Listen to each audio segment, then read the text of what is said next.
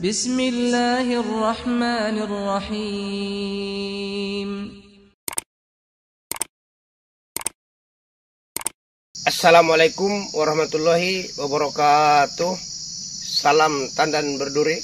Semoga kita tetap semangat dalam beraktivitas.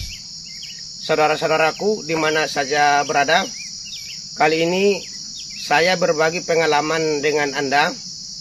Yang saya sampaikan kali ini adalah cara tak masuk akal mengatasi bibit kecil ataupun juga sawit kecil yang sisipan supaya tidak dimakan sapi. Ini kan problem.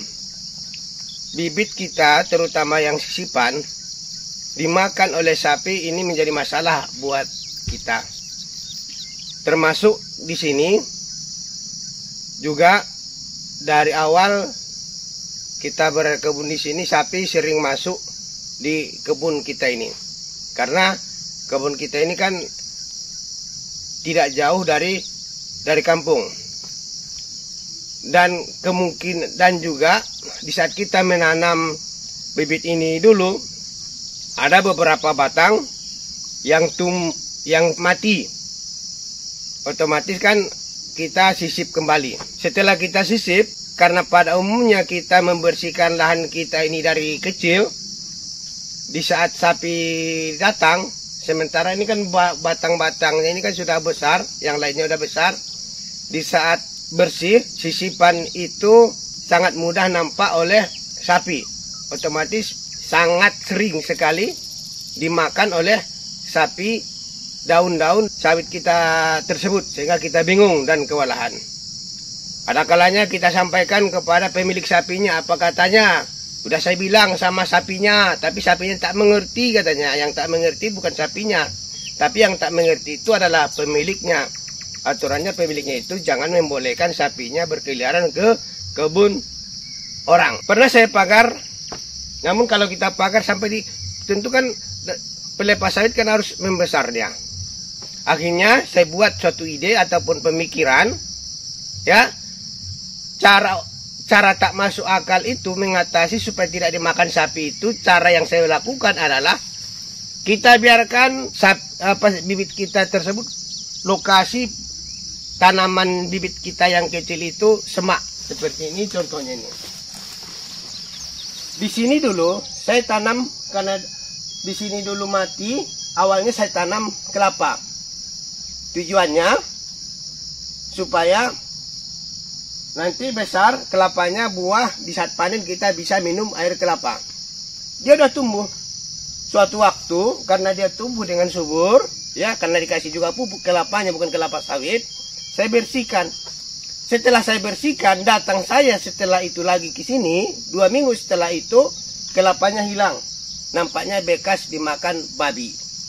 Akhirnya saya tanamlah dia sawit supaya tidak dimakan sapi. Cara nyelenehnya, ya, makanya saya bilang ini tidak masuk akal. Terserah Anda bagaimana menanggapi cara yang saya ini, tapi inilah yang saya buat. Jangan terlalu kita bersihkan, kita biarkan semak dulu sementara. Bagaimana memupuknya, tetap aja pupuk. Berbagi dong sama gulma yang sekitarnya. Memang iya berbagi, tapi inilah risikonya. Ketimbang ini kita bersihkan lewat sapi, daun menghijau pasti akan dimakannya. Di kebun ini sudah ada beberapa bukti yang saya lakukan ini, alhamdulillah sudah mulai besar. Caranya seperti ini. Bahkan lebih bagus lagi, ya. Kalau sekiranya ada bekas-bekas kayu-kayu, kita onggokkan aja di sini. Umpamanya bekas pelepah, taruh aja umpamanya di sini umpamanya, ya. Seperti ini umpamanya kan.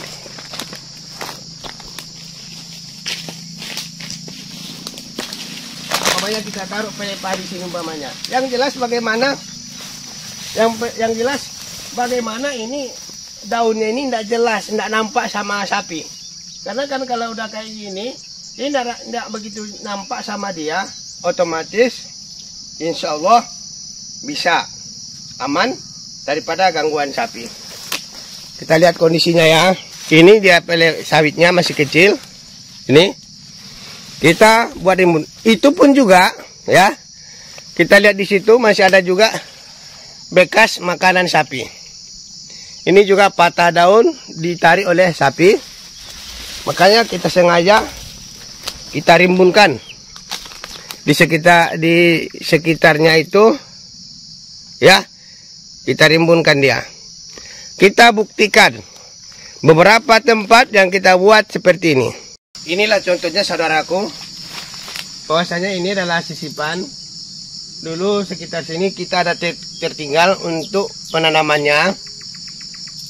Karena kita dulu tidak bisa menebang di perbatasan dengan karet orang lain. Akhirnya setelah kita akal-akalin, mempunyai waktu beberapa tahun lah bedanya, baru kita bersihkan. Karena setelah ini udah besar baru kita tanami ini, ya. Setelah pokok yang sekitarnya ini kita lihatkan nanti, ya.